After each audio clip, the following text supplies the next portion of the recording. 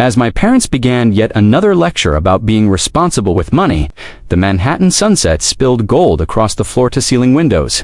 These speeches had reverberated through this identical living room, 15 stories up in the Wellington, for 20 years. Olivia, Mom, sat elegantly on her imported Italian sofa, caressing the fabric with her fingers as if it were an integral part of who she was. "I'm 30 years old, and I'm still renting that shoebox downtown," she lamented. "When will you make a genuine investment?" With a smile concealed behind the steam, I raised my teacup. "Mom, my living situation works for me." With the Wall Street Journal crackling in his palms, Dad scoffed from his leather armchair. "For crying out loud, you are employed in real estate development, and you're not even able to purchase a respectable apartment. If only they were aware of my true role at Thompson Development Group 5 years ago. I had quietly established this company from nothing." Mom proudly pointed to the room she had redecorated 3 times this year and remarked, "At least we own our place. The Wellington is the city's most esteemed address. We arrived early, just $2 million. In my pocket, my phone began to vibrate. One more acquisition was completed. I turned it off without looking. "So, how much rent are you throwing away each month for that little closet you call home?" Dad asked, bending forward. "You might be accumulating equity, establishing links, living in a decent area, such as this one." Actually, I started, but Mom interrupted me right away. "Have you heard the Henderson story? The apartment next door was purchased by them. $7 million. That's what wise investing looks like, my love, not squandering cash downtown." I looked at my timepiece. Excellent timing.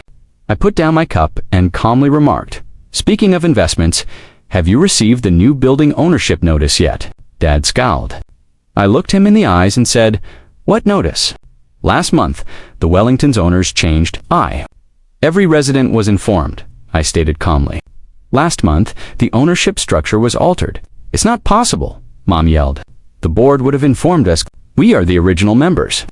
"The board actually voted 3 weeks ago," I said, taking out a hefty document. "Decision made unanimously." Dad's hand tightened and the newspaper crumpled. "Thompson Development Group," he whispered. "That new company purchasing upscale real estate throughout Manhattan. Exactly the same." I clicked on the folder. "Are you interested in seeing the deed?" Mom was about to say, "Why would we when the papers came into contact with her priceless coffee table?" It was there, clear, lawful, unquestionable. The Wellington? Every floor, 35 of them. Thompson Development Group is the owner. Olivia Thompson, managing director Dad, grabbed the papers and stuttered. "This is a joke. This building cannot possibly belong to you." I completed the idea for him. "Yes, I do. In addition to 12 additional upscale homes located throughout the city." I hesitated. "You like to make fun of the tiny studio downtown. I use it as a development lab, where the future of luxurious living is being prototyped." Mom's immaculately groomed hand shot to her throat. "However, you're constantly whining about rent." I pulled out another sheet and said, "Market research." I had to gain an internal understanding of tenants. I was stealthily purchasing the entire block while you were boasting about purchasing early for $2 million. "The Wellington is merely the most recent addition," I said coolly. As Dad turned the pages, the color left his face. "The business that recently purchased the Plaza Hotel is called Thompson Development Group, Tower Cameron." I nodded. "The West Side Luxury Complex. Want to witness those actions as well?" Mom's hands shook as she reached for her phone. Perhaps to Google the business she had just learned her financially irresponsible daughter ran. I allowed the quiet to breathe. "Oh, and about the rent," I remarked nonchalantly. "I'm changing rates to reflect current market value as the new owner." "Are you going to increase our rent?" Dad croaked. I pushed the new lease across the table and stated, "By 40%. Don't be concerned. A particular discount is given to original residents." I gave a charming smile.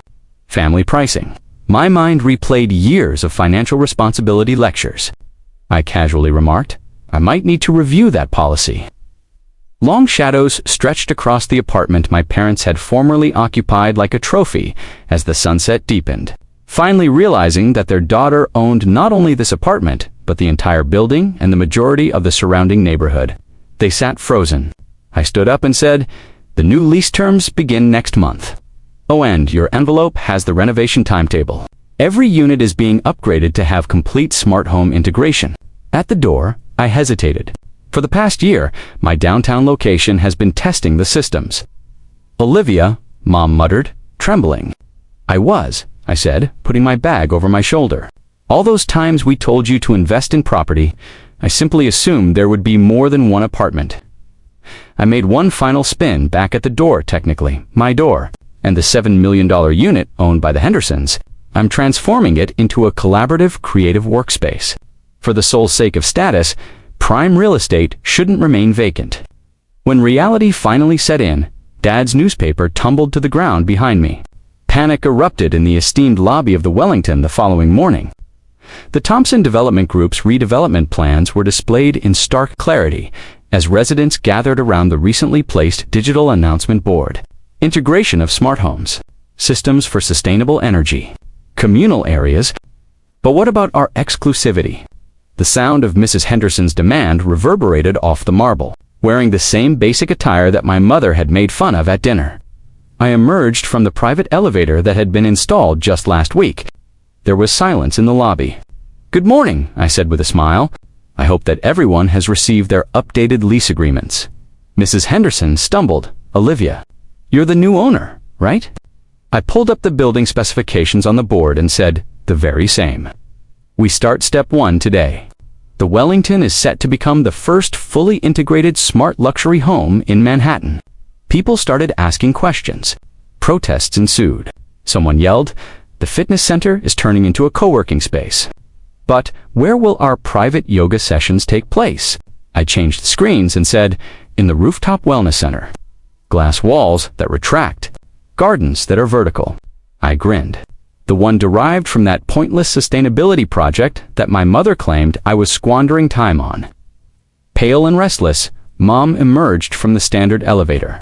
Gradually, her friends turned to face her. She had written off my studies in environmental design as unrealistic aspirations for years. But the exclusivity, Mrs. Henderson made another attempt. I calmly interrupted. "We're redefining it. Keeping people out is not the essence of true luxury. It's about designing environments that genuinely enhance people's lives." It buzzed on my phone. Overnight, 3 more buildings were acquired. "This is only the beginning," I remarked coolly. My assistant appeared next to me and said, "Your coffee, Miss Thompson. Line 2 is the mayor's office. They wish to extend the smart building program over the entire city." The lobby became quieter than I had anticipated. I declared, "The renovation schedule is non-negotiable. Residents who join up early, however, will have first dibs on enhanced amenities." I looked at Mrs. Henderson, including the private sky gardens I created while residing in that humble downtown studio. Dad emerged from the elevator next, his assured gait halting as he surveyed the situation. "The property value," he stammered out, "will triple once renovations are finished," I concluded. The returns on our last 3 projects were 400%. I looked him in the eye. Not bad for someone you claimed would never be a property owner. A live broadcast of my other developments throughout Manhattan, each a tribute to sustainable luxury, replaced the digital board. Someone objected, "But we're founding members. We possess rights." I kindly corrected, "You have leases, and my company owns those leases as of last month." I grinned. I have no intention of evicting anyone. However, the new prices might promote natural turnover. At last, Mom moved forward. While we were boasting about our $2 million apartment all these years, she muttered, "I was building an empire." I muttered. She gave a nod. The room did as well. One is now more valuable than all the apartments in this building put together. As I pulled up more ideas on the digital board, the morning light fell on the marble floors of the lobby. Solar panels that look like architectural features. Balconies are braided with vertical farms. Community areas created to make the Wellington the most sought-after address in the city for very different reasons. "Now, if you will pardon me, I have a meeting with the City Planning Commission," I replied, looking at the clock. "We're talking about implementing my sustainable designs in all of Manhattan's upscale properties." I started to walk away, but Dad's voice stopped me. "Why didn't you inform us?" I stopped and turned to face the 2 individuals who had been questioning every choice I had made for years. "Would you have thought that you're financially irresponsible?" daughter was surreptitiously growing into Manhattan's biggest owner of opulent real estate, I whispered. Nobody said anything. Residents of the most prestigious address in New York stood motionless, finally understanding that true authority doesn't always seem the way people anticipate. After 3 months, I was back at my parents' apartment, which had been completely renovated as the official showcase unit of the Wellington. Smart walls adjusted to the natural light and shone softly. A flourishing vertical garden full of fresh herbs suddenly filled the one status symbol balcony. Mom said, running her fingers over the foliage. It's beautiful. Luxury is nothing like what we thought it could be. That was always the issue, I said, making a straightforward motion to change the climate controls. You were examining outdated notions of success. I was constructing the following step. Dad watched from the window as solar panels, which powered the entire building but were completely unseen from the street, silently tracked the sun. He muttered, "The property value has quadrupled." I pulled up the statistics and said, "And the waiting list is 3 years long." It turns out that exclusivity isn't the key to true luxury. It has to do with creativity. The AI helper in the residence dimmed the lights as night fell. Sustainable furniture has taken the place of Mom's designer ones. Each one, which I had created myself, was worth more than her entire prior collection. At last, Dad said, "We were wrong. Almost everything." "Not everything," I said with a smile while displaying the most recent acquisition documents. "I learned how to invest in real estate from you." I looked them in the eye. I simply made an investment in everything. Mom hesitantly grabbed for my arm as the sunset seeped through self-tinting glass. "Do we still have to pay the new rent?" I chuckled quietly. "Obviously," I said, grinning. "But in exchange for all those years of uncertainty, I'll take your old apartment as a partial payment."